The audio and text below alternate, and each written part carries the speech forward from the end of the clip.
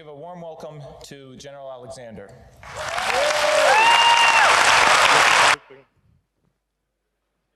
Give a warm welcome to General Alexander. Thanks,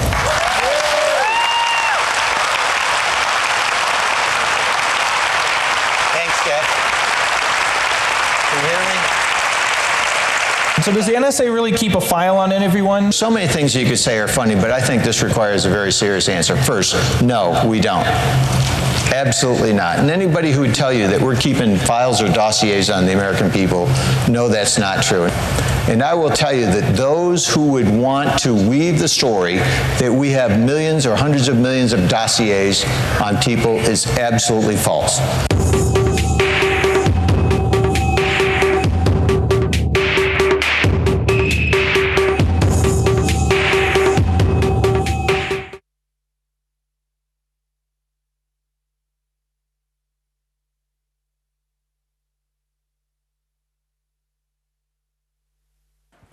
That's the first time I can remember not being wiretapped.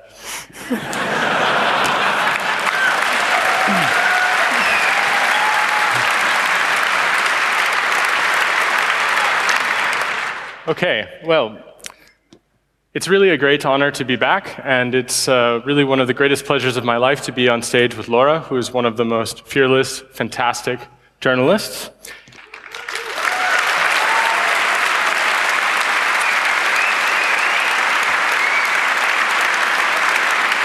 And we are here today to tell you a few things. I am an American by birth and a post-nationalist, I suppose, by an accident of history. So I'm here now working as a journalist, and Laura is working as a journalist, and I'll let her introduce herself. So I've been working the last years trying to document the war on terror and to understand it from a human perspective and how we can understand it differently if we understand its impact on people. And today what Jake and I wanted to do is to talk about how the narratives that we've been told are false and how we can construct new narratives that are based on objective facts. I think in some ways some of the things we are saying will be preaching to the choir, because it is through this community that we have in fact found some of the truths that we will talk about today. And the CCC, to me, is like home. So,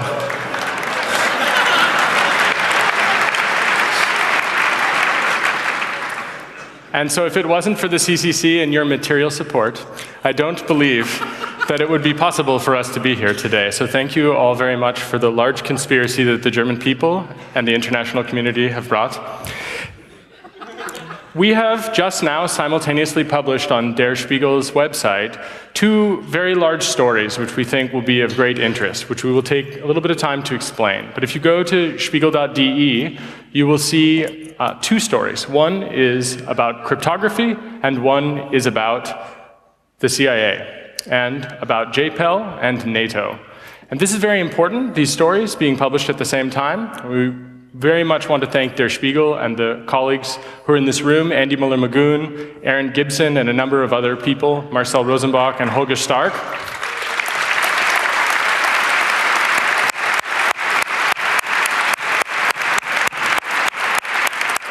We, as some background, have been working on these stories really for a long time. The crypto story, I would say, it's something we've wanted to do for almost a year and a half, if not more. And really, if you think about the investigations in the cypherpunks movement, we've really wanted to have some of these answers for about 15 or 20 years.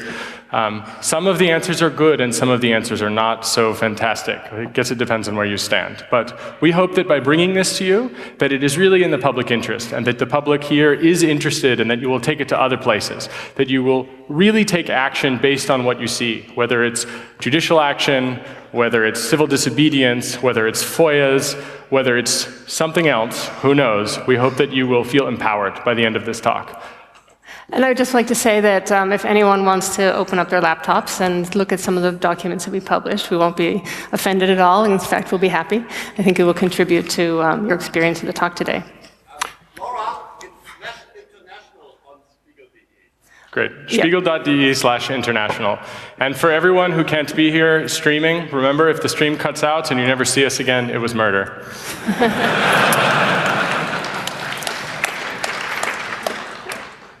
One of the ways that the war on terror works, and the way that war works in general, is how people are dehumanized and reduced to numbers. This is a short video that I filmed about Guantanamo.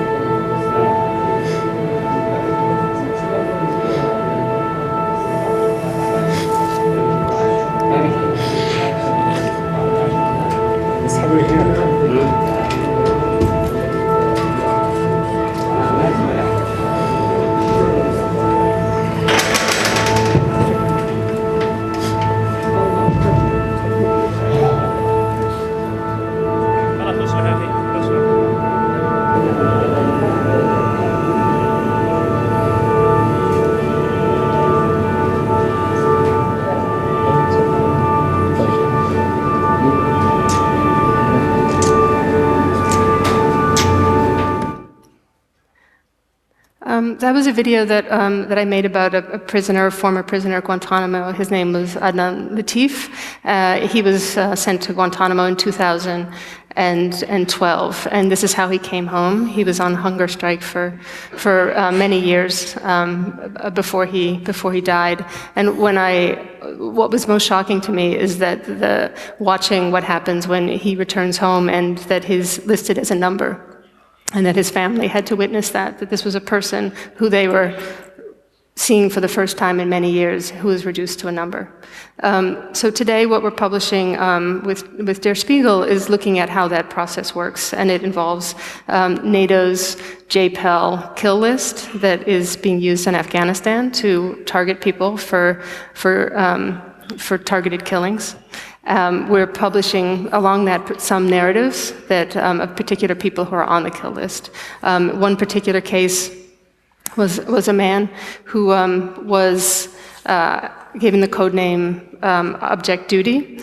He was targeted for killing or for assassination. A British Apache helicopter that was codenamed Ugly 50 was sent to kill him. This was on a day that the visibility was poor, and they missed him, and they shot a child and his father. The child was killed immediately. The father was wounded. The helicopter looped back around and killed its target. Right. So part of what we are hoping to do here, just to make it perfectly clear, is to expose information that people say doesn't exist, with a couple of goals. And one of those goals, to be very clear about it, even though this, I suppose, tilts me a little bit on the activist side of journalism, is to stop the killing. That is an explicit goal with this publication. The British government and the American government, in various different ways, NATO as well, they say that these kinds of things really don't exist, that they don't happen this way. And they talk about the killing of people in a very, let's say, mechanical fashion. Usually they say this evidence doesn't exist, but the evidence does exist. And in fact, there are lists with names, just endless names. And those people, in various different ways, are graded. They're graded with regard to the political consequence of those people being killed, as well as some very small spreadsheet. And on that spreadsheet, there is a small box, and that box explains their crimes. Next to that, there's a dollar figure for a potential reward, and maybe there's a restriction. Sometimes it says something like kinetic action prohibited, for example. That's because by default, kinetic action is not prohibited. That is because these are lists of names of people to be found and to be murdered. And so these lists, we have an excerpt of these lists being published today. And the goal of publishing this is to show what needs to be done. So these lists have redactions, and the goal is that Spiegel, along with hopefully others, will help us to continue to work to uncover not only the fate of these people on this list whose names are redacted, but also the fate of people who are not yet on these kinds of lists. Maybe to move to a world in which we don't have lists for what I would call assassinations. And that's what Spiegel calls it as well. This is not, as some people would say, a joint prioritized effects list. This is an assassination program. And I think, personally, that it is inappropriate for democratic societies to have them. And when they deny that they have them, we'd like to prove them wrong and publish them. And so that is what we have done today.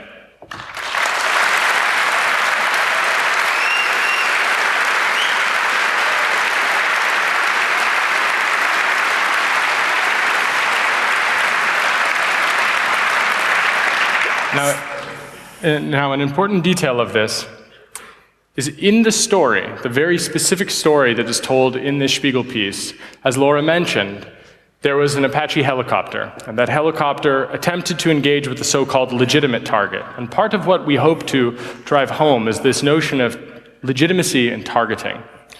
In this case, there is a value that is assigned to a person. And that value is a number, which includes the number of people who are not the target that can be killed in service of killing that person. That is completely innocent people who are allowed to be killed entirely. And depending on the number, there may be a call back to base or to a higher command. But the number isn't one before they have to make that call. They have discretion. And in this case, a child was killed with a Hellfire missile. And why is that? Because technology mediates this type of killing. And that technology is not as precise as people would say. And so we have today published the storyboard of this objective duty, which is the name, DOODY. That storyboard tells this and explains that a child was killed with a Hellfire missile in service of killing someone else. And Laura can explain what this person did to deserve to be killed.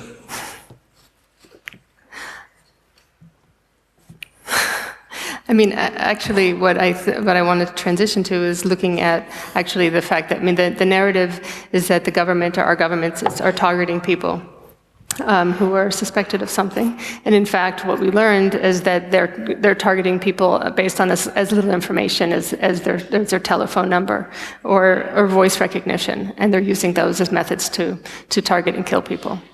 And one of the things that we've learned through the disclosures by Edward Snowden is that they're targeting people not just in war zones, but internationally. They're targeting us for surveillance all over the world. And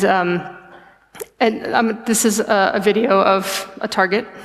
Das ist er schon. Das ist die höchste Stufe. Mhm. Ja. Mhm. Dit kolom, de Augen, Tele ist. Oh mein Gott. Das ist schon gut dokumentiert. Das sind meistens Leute, die ich eigentlich kenne. Office Plan Sky.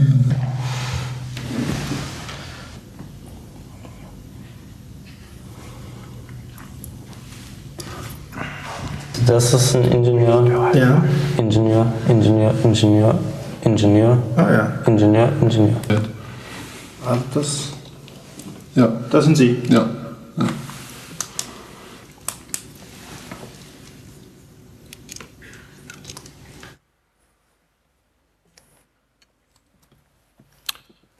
So what you just saw there was engineers from Stellar.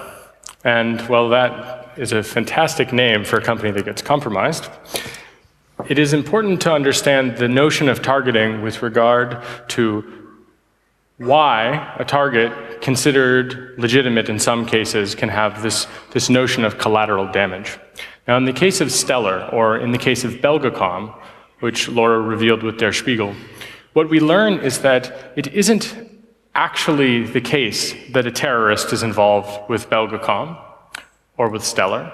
It is that a kind of neo-colonialism is taking place in the digital era, wherein the colonies, the networks that they do not have through coercion of the state or through other surveillance practices, they have to be compromised.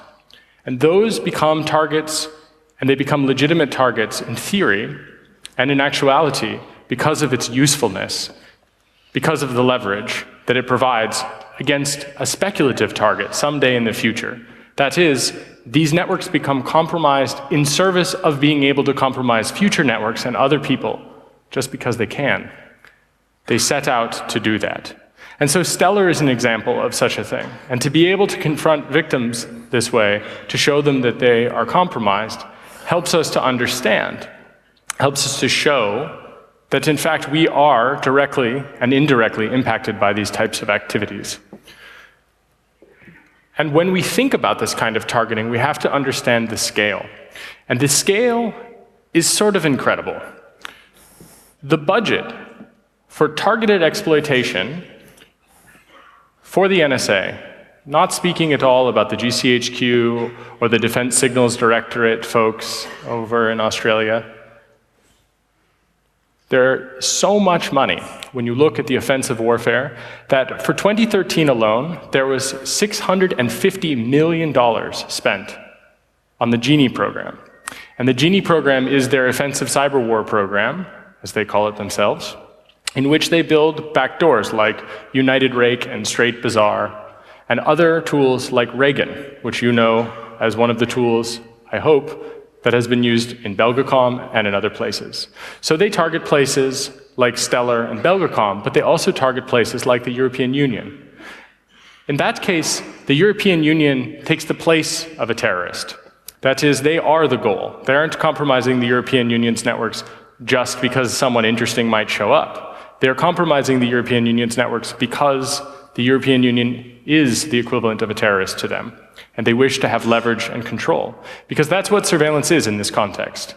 It's exploitation of systems where they leverage access to that system, or whichever systems that they have access to get more access, to have more control, either politically or technologically or both, which ties, of course, into economics. Now, in the case of Genie, $650 million is quite a great deal of money.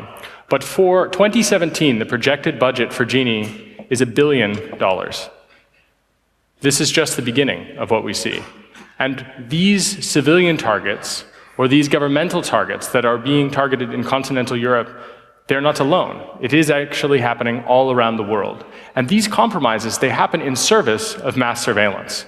Whenever they don't have the ability to mass surveil a system, they implant systems along the way in order to surveil what goes in and out of them. Systems are even used as what are called diodes. And diodes are essentially another term which we see the Canadians use, operational relay boxes, or orbs.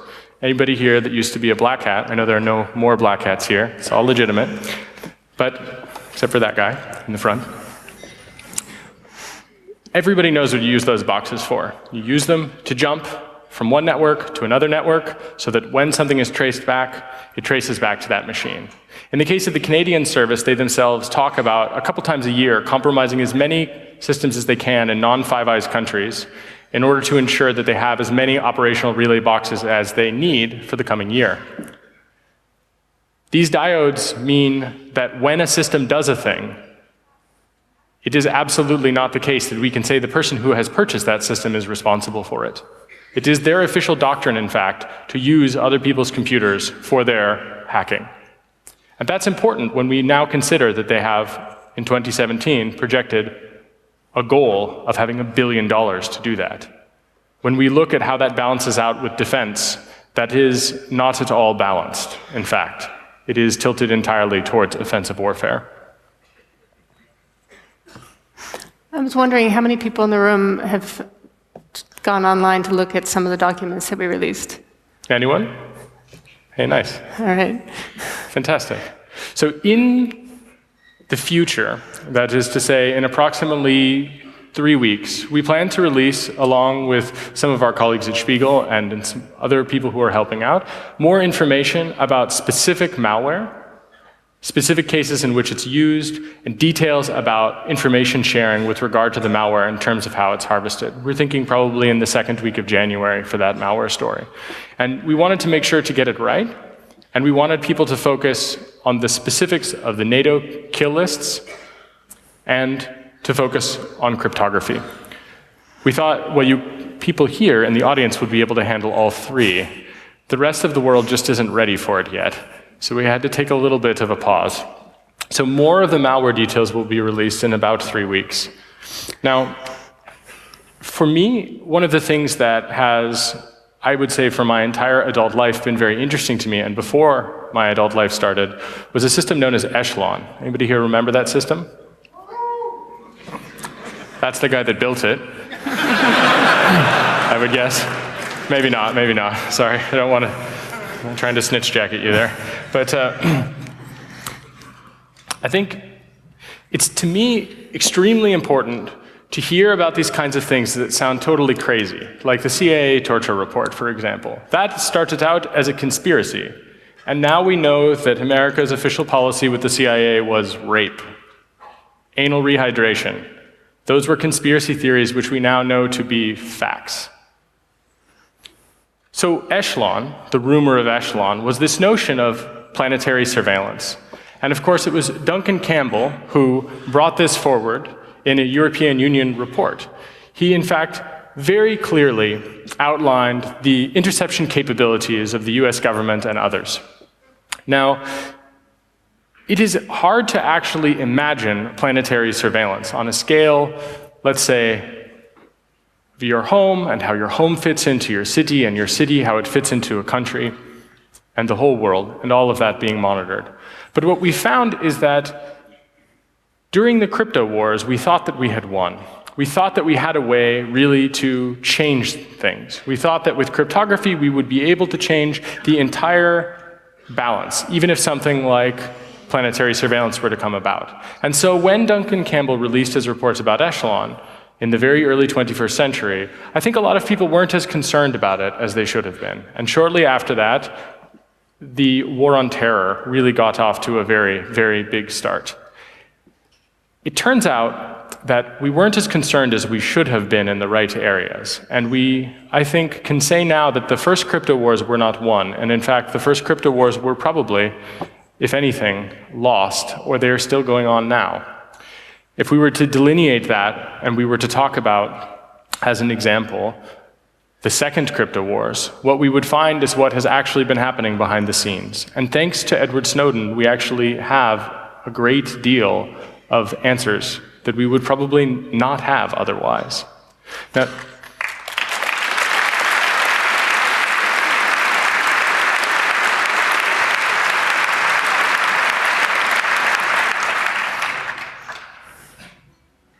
Now, it is important to understand that the context of this is the notion that everyone is suspicious, that we live now in a world of total, absolute surveillance, which sometimes misses a thing here or there. But this is the goal, collect it all. That's General Alexander's notion. When he talks about this notion, for example, about dossiers, it's a trick, it's a rhetorical trick. Because what he means to say is that now dossiers are dynamic, and that this information is not stored on lists written down like in, let's say, the 50s. Rather, they're stored in databases that dynamically will generate a list based on a query from an analyst. Give me every person that went to this website at this time. And it, of course, expands. The notion is that somehow this will only be used against terrorists. But what is a terrorist in this case? In some cases, it actually includes people who are merely involved in drugs. And part of that has been published as part of the JPEL kill lists. That is to say, people who are definitively not terrorists, but who are otherwise interesting targets. So there's a sort of bleed over. And so we see the same thing with surveillance and cryptography. It was for exceptional targets, and now it is for everyone. And so cryptography came as a liberator, and that was the idea. But just as we showed a little bit ago with Stellar, where they targeted engineers specifically to have access to the infrastructure, so too we find that for cryptography, they sabotaged critical infrastructure. We found, in fact, so many different interesting things that it's actually hard to talk about it in only half an hour of time. Yeah, I mean, I'd like to just say, as one of the journalists who's been publishing on the documents, I think one of the most both important stories and the most unsatisfying stories was the Bull Run story that was published by the New York Times and the Guardian and ProPublica, because it did warn us of how the NSA was attacking critical infrastructure to make the internet insecure, and yet it didn't tell us any specifics of what they meant by that. And this was something I think that it frustrated many people in the audience. And so, yeah.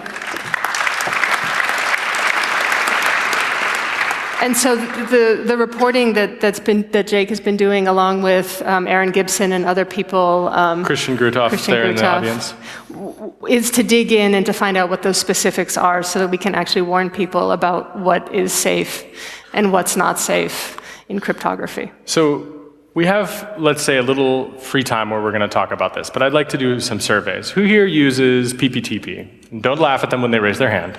Let them be honest. Who uses it? One guy. Okay, well, good news to this audience. Stop doing that. We're going to tell you why in a second. Who here uses IPsec with a pre-shared key? Fantastic. Stop doing that too. Raise your hand if you use SSH. Guess what? In the documents that we're publishing today, we are showing, in fact, a series of systems that, if we understand them correctly, I wonder if I should say my next sentence. I say this only as myself and not as Laura. I'd be surprised if some buildings weren't burning, frankly. But the NSA claims to have databases for decryption of an attack orchestration for PPTP and IPsec, which is not so surprising at all, but also for SSL and TLS, and for SSH. They have specific slides where they talk about the Debian weak number generation. This is not that. From what we can tell, they have separate programs for that. So they, of course, have a way through the cryptographic exploitation services, cryptanalysis exploitation services, to do certain decrypts. Now, they say we stress potential. It seems to be that there's a pattern. And the pattern is things that are done entirely in software, in particular, those things, as long as there is a good random number generator, and especially if it is free software, what we find is that it seems to stand the test of time. That doesn't mean that it always will, because we found a couple of things. One of the things is that we found that they log the ciphertext, and that they wait, sometimes to break it with brute force. So we're also revealing today the location of the two large supercomputers, that is at Oak Ridge National Laboratories and at Fort Meade, for a program called Long Haul. Long Haul, I suppose, as they have named it appropriately, is for their long haul approach. Combined with things like the massive data repository or the Mission Data Center, the Mission Data Repository in places like Bluffdale, Utah, they plan and do store the ciphertext of an unbelievable number of connections. When you make an SSL-TLS connection, the GCHQ keeps statistics. The Canadian CSE keeps statistics. They seem to log metadata about the handshake in terms of TCP/IP, but also in terms of SSL and TLS for the actual protocols.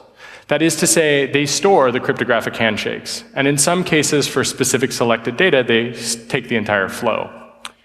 Now, we have found claims that are kind of amazing. In the case of Bull Run, the New York Times and The Guardian and the rest of the collaborating news organizations have often left out important details. One of the important details, which I find to be the most shocking and upsetting, is that the British alone, by 2010, was it?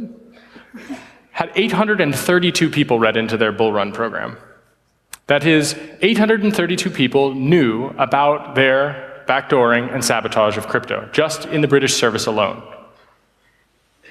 And each of the Five Eyes countries runs a similar program like that, with potentially similar numbers of people read into those programs. They say something like 3 people can keep a secret if 2 are dead. How about 832 British men? I'm not sure that that's a really good bet. And these guys have bet the farm on it. That is to say, they have slides and presentations and intercepts where they decrypt SSL, or they discuss decrypting SSL at a scale starting in the tens of thousands, moving into the hundreds and millions of thousands, or hundreds of thousands and millions, and then into billions, actually. For TLS and SSL, they actually have statistics on the order of billions of all of the major websites that everyone here probably has used at one point or another in their life. So in the case of the Canadian services, they even monitored Hockey Talk. to give you an idea about this. And they talk about it in terms of warranted collection and special source collection. And encrypted traffic indeed does stand out. They have programs like QuickAnt, which is a specific way of interfacing with a program called Flying Pig. Flying Pig is an SSL TLS database. It's a knowledge database. And QuickAnt seems to be what's called a query-focused data set. They try to use that, from what we can tell, for doing low-latency de-anonymization. Some of the documents we're releasing today will explain some of their failures.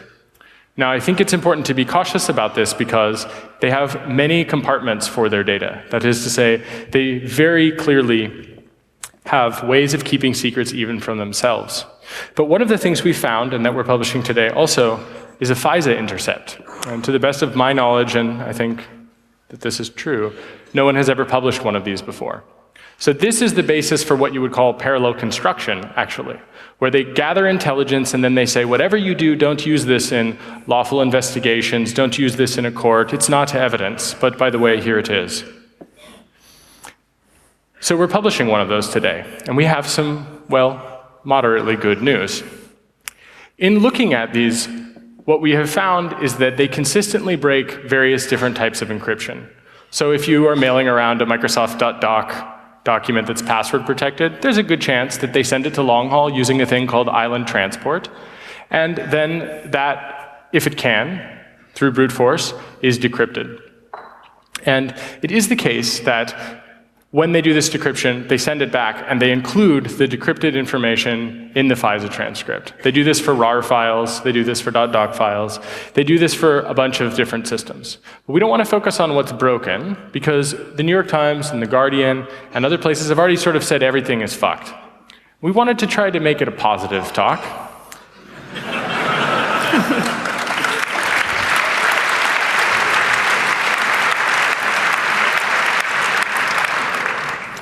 And so I think Laura here is just going to be able to show you, in fact. If it will play. Just drag it over. Other way. Sorry. So we wanted to show you, who here has heard about PRISM? Everyone? What does that mean to you? It doesn't mean anything, right? We just know that it's some massive surveillance program. We wanted to show you what one of those PRISM records actually looks like, which in itself is, I think... Sorry. It's okay. It's a rather unexciting document, except for the fact that we get to show it to you, which is great. I think if you escape for that. Escape out of here? Oh.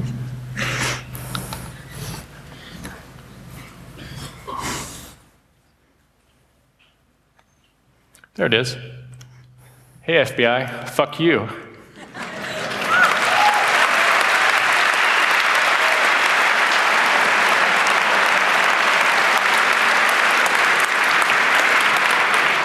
So I take great pleasure in being able to say that this couldn't have happened without Laura.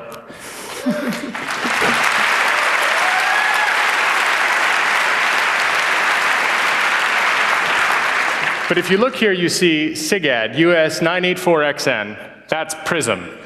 And this is your dossier for PRISM. Yeah.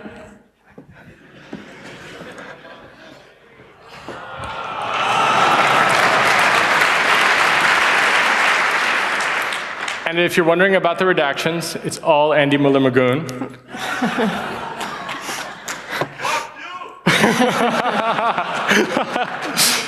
Here's the good news. The FBI regularly lies to the American public and to the rest of the world, and they say they're going dark. What we found in the study of these FISA intercepts is that basically no one uses cryptography. And basically everyone that uses cryptography is broken, except for, well, let's say 2 things. Thing number 1 is OTR.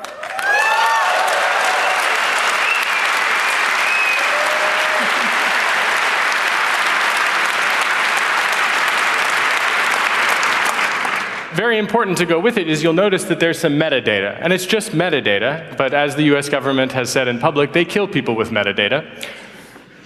So up there you'll see that, I believe this was Yahoo, is that right, Andy?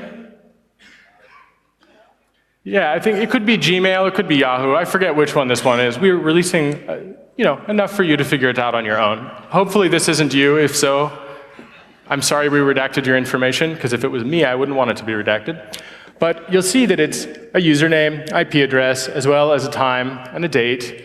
And you'll also see other IP addresses associated with it. Those are used for selector-based surveillance, which, if you haven't been following along at home, it means that they can take that information, put it into other databases, into things like XKeyscore, and pull up other information that will be related.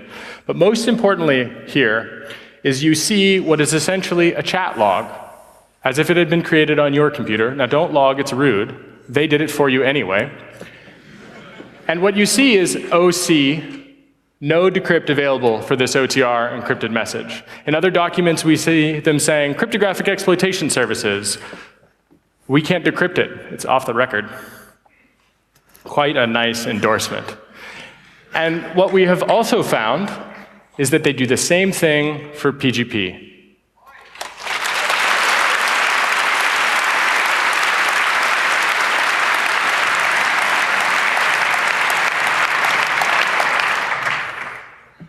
Now, in other cases, they do decrypt the messages. So instead of telling you about everything that's broken, what we wanted to do was to suggest, look at the composition of OTR. Find Ian Goldberg, who's here somewhere. Ask him to review your cryptographic protocol. Maybe don't, he's probably already overwhelmed. But Snowden said this in the very beginning. He said, cryptography, when properly implemented, is one of the few things that you can rely upon. And he's right. And we see this. This is the message. These things are not to be used in legal proceedings, and yet here we see them anyway. And what we see is that even there, in the most illegal of settings, essentially, they can't decrypt it. Now, the sad part is that not everyone is using it, but the good news is that when you use it, it appears to work. When you verify the fingerprint, for example. We didn't find evidence of them doing active attacks to do man-in-the-middle attacks, but that's easy to solve. OTR allows you to authenticate. PGP and GNU-PG allow you to verify the fingerprint. We did find evidence of them having databases filled with cryptographic keys that were pilfered from routers and compromising machines. So rotate your keys frequently, use protocols that are ephemeral. They themselves find that they are blinded when you use properly implemented cryptography. So GNU-PG, Werner Koch I think is in the audience. GNU-PG and OTR are two things that actually stop the spies from spying on you with PRISM. Would you mind if I ask for a volunteer to give their computers? We can see on that. So we have some other really good news, and that good news is this. There are, in some of the slides that are being released, a matrix, not the matrix that you were hoping for, but we can talk about that program later. I'm not even joking, but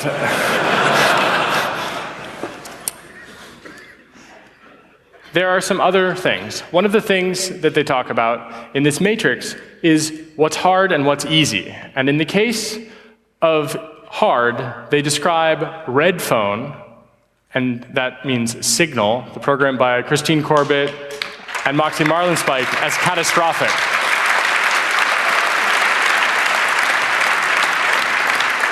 They say Tails and Tor, catastrophic.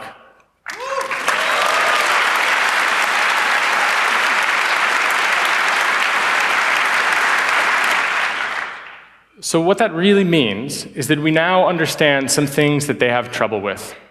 And how they will take action to try to sabotage it is clear. They will try to sabotage the random number generators like they did with dual EC DRBG. They will try to sabotage the platforms. They will try to force companies to be complicit. I think the German word is Gleichschaltung. You're all familiar with that? That is the process that is happening now in America with these crypto programs. That's what PRISM is. PRISM is when companies would like to fight against it. And that's not to call them victims. Most of them are willing. This is still what they are forced into. That is the legal regime. And it is when you take responsibility using this strong crypto that you can set that in a different direction. Those companies actually can't really protect you. They are, in fact, secretly in some cases, and sometimes willingly complicit in that. And so if you use Redphone and Signal, if you use something like Tor and GNU-PG with a properly sized key, don't use like a 768-bit RSA key or something stupid like that. If you use OTR, if you use jabber.ccc.de, by that guy who runs that a beer, by the way, if you use these things in concert together, you blind them. So this is the good news, and the documents that support this are online. We have some other bad news, though. There exists a program which they call Tundra. Tundra, it's not exactly clear what the details are, but they say that they have a handful of cryptanalytic attacks on AES. Obviously, they can't break AES, or they would be able to break OTR. But what it suggests is that they have a conflict of interest, where they're both supposed to protect our information, and of course to exploit it. If they have attacks against AES, much like if they have attacks against SSH, as they claim in the Caprios database in that program, then it shows that conflict of interest runs very deep against our critical infrastructure, against the most important systems that exist to protect our data.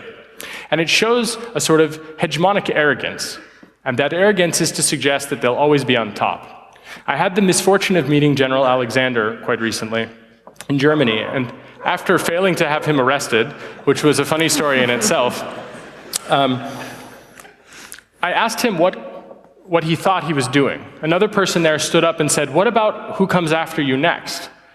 And he didn't quite understand the question, but his answer was pretty eerie. He said, "Nobody comes after us next." 1,000-year Reich.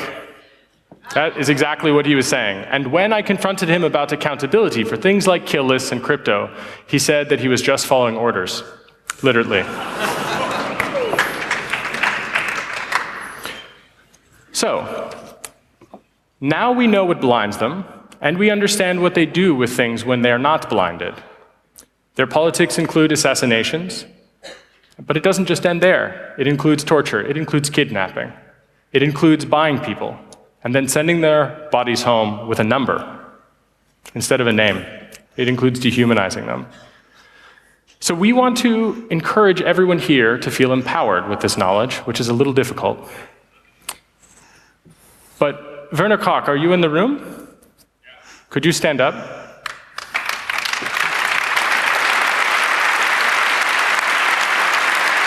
Stay standing. Stay standing. Stay up. Stand up. And Ian Goldberg, are you in the room? I'm sorry to do this. There's Ian.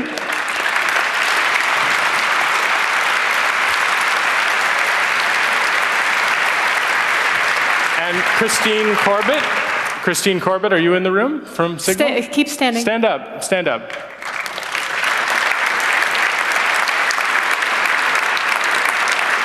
These people, without even knowing it, and without even trying, they beat them.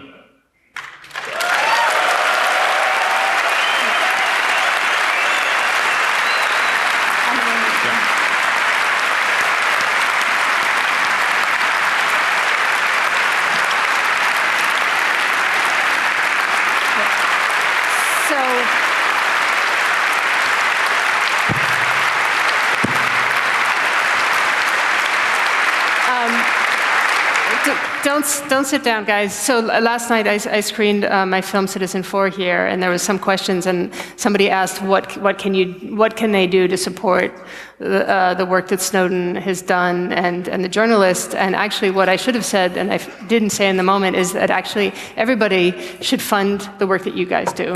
And I mean that, and because literally my work would not be possible without the work that you do. So I would like it if everybody in this room, when they leave here in the next week, to reach out and fund these projects, because without these projects, the journalism that Glenn and I and Jake have done would literally not be possible.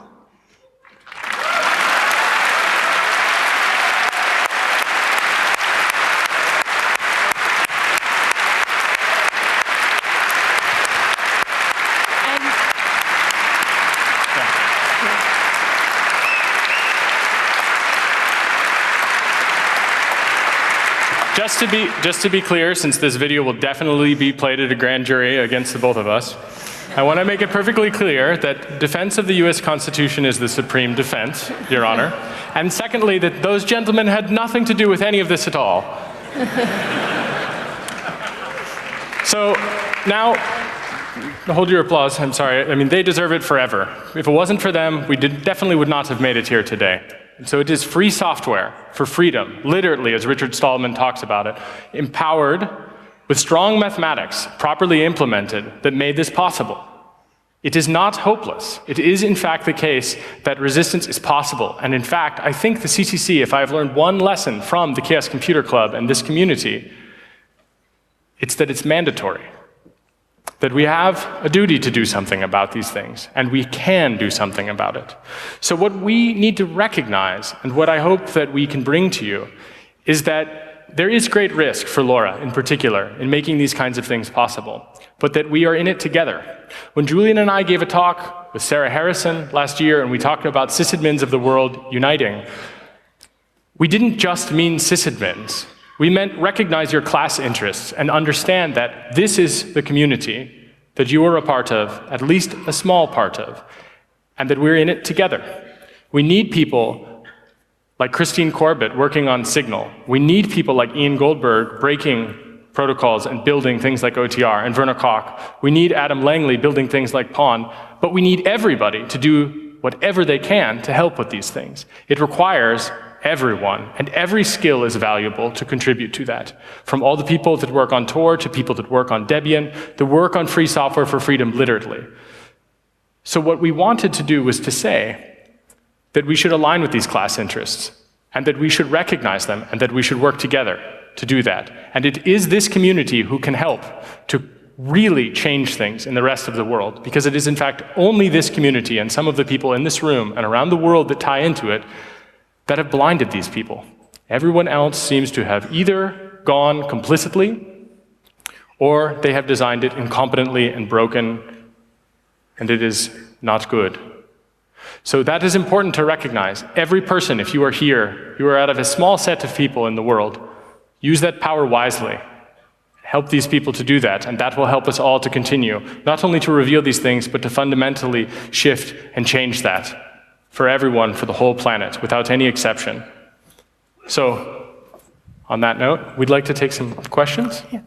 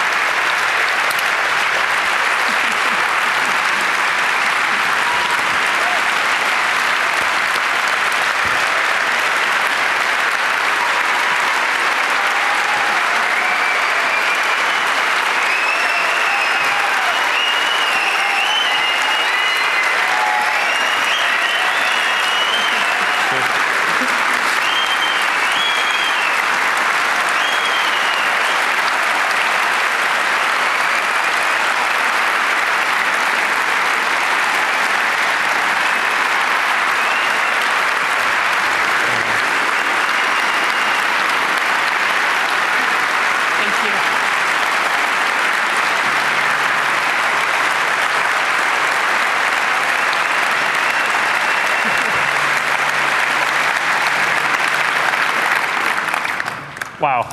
So everybody who has a question, please stand in front of one of the 6 microphones that are in this room. And Signal Angel, are you there? Yeah, I'm here. Are there questions from the internet? Yeah, so the first one would be, what should we do about SSH now? Well, shall I? Yeah. I want to be clear. We don't understand. We only know what they claim. And I don't want to hype that and say that they didn't claim anything. But they do have claim. They claim it as potential. What I would say is, what about those NIST curves? What about NIST anything? The documents that we've released specifically talk about something that's very scary. They say that it is top secret in a classification guide that the NSA and the CIA work together to subvert standards. And we even released, as part of the story, an example of them going the NSA that is, to an IETF meeting to enhance surveillance with regard to voice over IP. They are literally amongst us. So what do we do? First, find them. Second, stop them. Thank you. Microphone 2, please. Can you talk about, do you plan on releasing the source material eventually, or will it always be redacted? Well, some of this is already out right now without redactions, with the exception of a very few sets of redactions for agents' names and things where legally we will go to prison. I mean, I'm not adverse to that, but I'd like to wait a while. What about in 15, 20 years' time?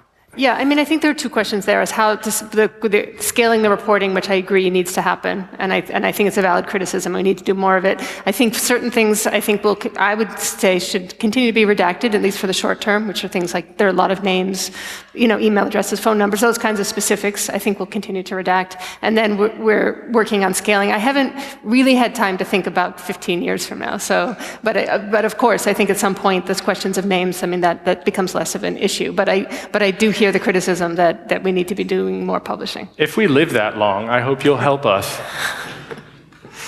Next question? Next question from the internet, please. So how reliable is this source on OTR? Can that be verified with a second source somehow? Well, I think that's a really good question. From what we know cryptographically, OTR, which has been analyzed by a number of people, hasn't been broken. And what it appears to be the case in these FISA intercepts alone, that is one set of things, where they produce one set of evidence from one set of people. And there are other documents from a different section, from different agencies, that essentially say something completely the same. That is, everything we see seems to support that. And I would say, maybe Julian's not the best example of how great OTR is, but I think I am. I rely on it every day for almost all of my communications, and I feel pretty confident, which combined with this, as well as talking with people in the intelligence community who actually use OTR, and PGP, amazingly enough. So I feel pretty good about it, and the most important part is that they don't have superpowers. They have backdoors. For example, I really would encourage people to look at the Cavium hardware. I don't really know why, but it seems to be that they're obsessed with this. And you can look at the documents and you can see that. But look at the hardware, crypto hardware, and imagine that it's compromised. They spend tens of millions of dollars to backdoor these things, and they work with agencies around the world to make that happen. So it would make sense that OTR would be safe, actually. It doesn't interface with any hardware. And it would make sense because the math seems to be good, and it seems to be vetted, and that seems to be their weakness. Thanks. Number 4, please. Hello, I have actually, I think maybe a little odd question, but I wanted to ask it anyway, regarding the term war on terror in general.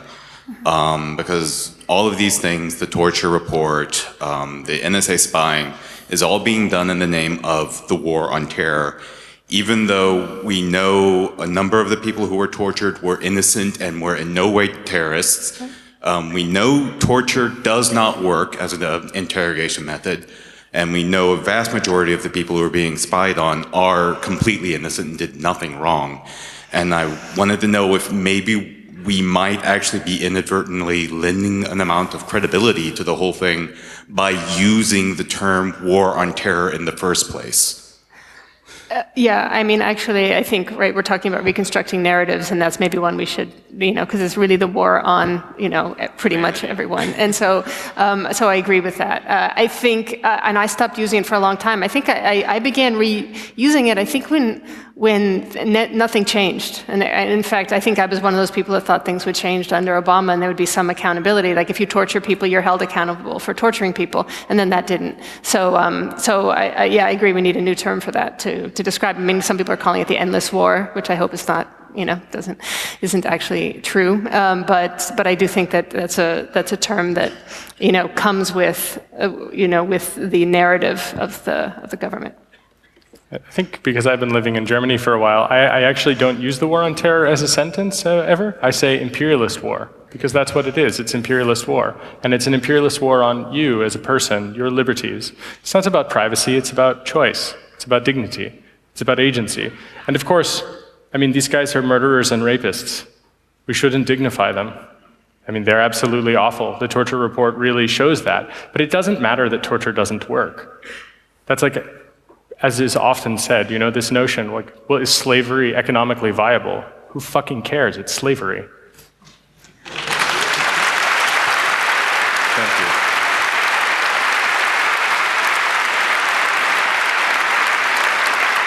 you. Number one, please.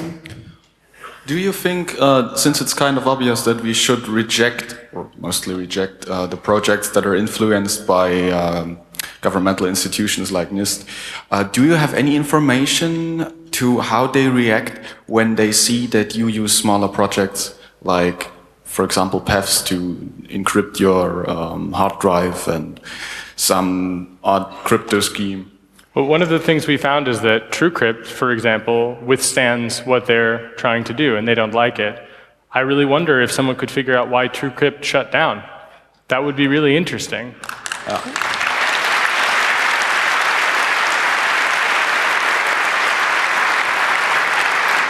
I can also tell you that after I met General Alexander and I told him to go fuck himself as hard as possible with the chainsaw,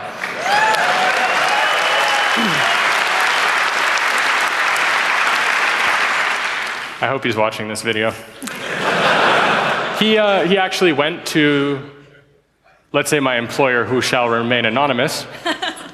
And, sorry, Roger.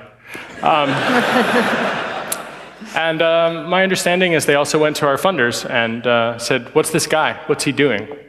You know, and they tried to pressure. And my employer, who shall remain anonymous, did not cave. But yeah, they exert pressure.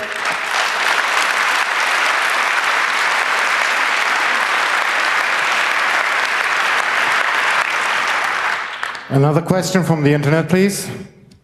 Yeah, so these files are pretty shocking or revealing. Were they part of the stuff that came out in summer last year, and where was the bottleneck? Why do they come out now? Well, that's a question for you. Yeah. So in this case, this was a number of reasons. One is that we've been slow to scale the reporting, and it was also a case that some of the files I personally didn't have access to during that time when the story actually first came out, and then also just the time of reporting and researching the documents. Number 3, please. Thanks for the talk. It was great. I support totally the idea that we need strong crypto, and I think that strong crypto needs all the support. We should all use it, but I think strong crypto is not the whole answer to the political situation that we have. And I think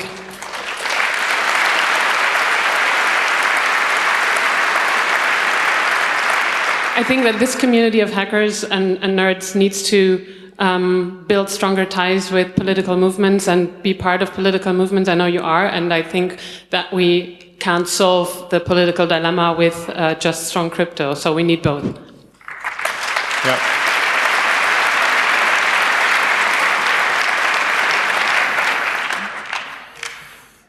And another question from the internet? No more questions from the internet, so number 3, please.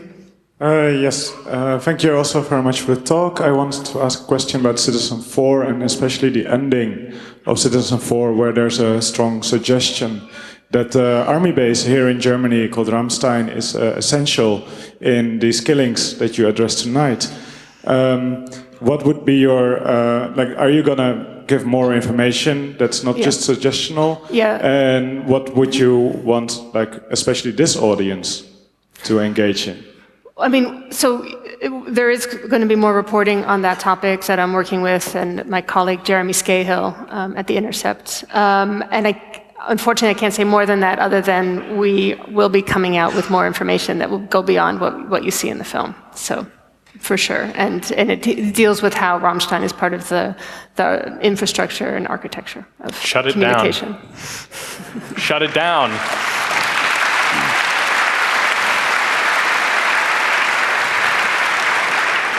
Number 5, please. Is there a minimum key length that you would consider unsafe? Yeah, so actually I'm glad you asked that question. I was sort of hoping someone would do that. Okay, so there are some documents from the GCHQ where they talk about their supercomputing resources. And about 3 years ago, they were talking about, 640-bit keys being something that they sort of casually take care of. Now, at the same time that that was happening, Arjen Lenstra had, I think, factored 768-bit, and it took, what was it, Alex, 3 years? On a bunch of, year and a half. So I think pretty much anything less than 1024 is a bad idea. There are other documents where they specifically say if it's 1024-bit RSA, it's a problem. But you need to think about it not about what they can do today. First of all, they have different compartments. One of those compartments obviously is dedicated to any maths that they've got that speed that up. But another point is that because of things like the massive data repository, the mission data repository at Bluffdale, Utah, you are not encrypting for today. I mean, you are, but you're also encrypting for 50 years from today. So personally, I use 4096-bit RSA keys, and I store them on a hardware token, which hopefully doesn't have a backdoor, but I trust Werner. That's the best I can do, unfortunately, which is pretty good. But I think, for example, that the best key sizes, you need to think about them in terms of what you're actually doing and how long, and then think about composition. That is, it's not just about encrypting something with like a 4096-bit RSA key, also make it hard for them to target you for surveillance in the first place. So for example, when you can, use systems where you can compose it with Tor. Use things that are totally ephemerally keyed so they can't break in, steal the key, and decrypt things in retrospect. Make it really hard for them to make it valuable. There's an economic point to that collection as well as a mathematical point. Actually, they sort of balance each other out. So anyway, don't use small key lengths, and maybe also consider looking at the work that DJB and Tanya have been doing about elliptic curve stuff, and I think really look to them. But these guys aren't special. They don't have superpowers. But when you use things that are closed source software, I mean, Richard Stallman was really right. I mean, I know that it pains some of you to know that, but he was really right. And he deserves a lot of love for that.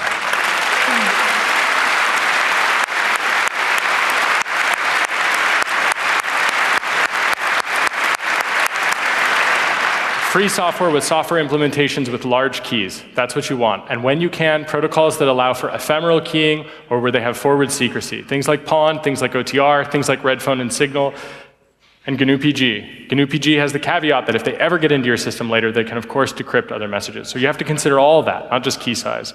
And GNU-PG has safe defaults. So if you're choosing key sizes, hopefully you're using that. Libraries like SALT also make safe choices. So hopefully that answers your question and you use strong crypto in the future. So thank you very much for the talk. Thank you. I saw a lot of people being shocked in that room. A lot of tears of, I think, proudness and hope I saw. That gives me a really good feeling. So thank you for the talk. Give them a very warm applause.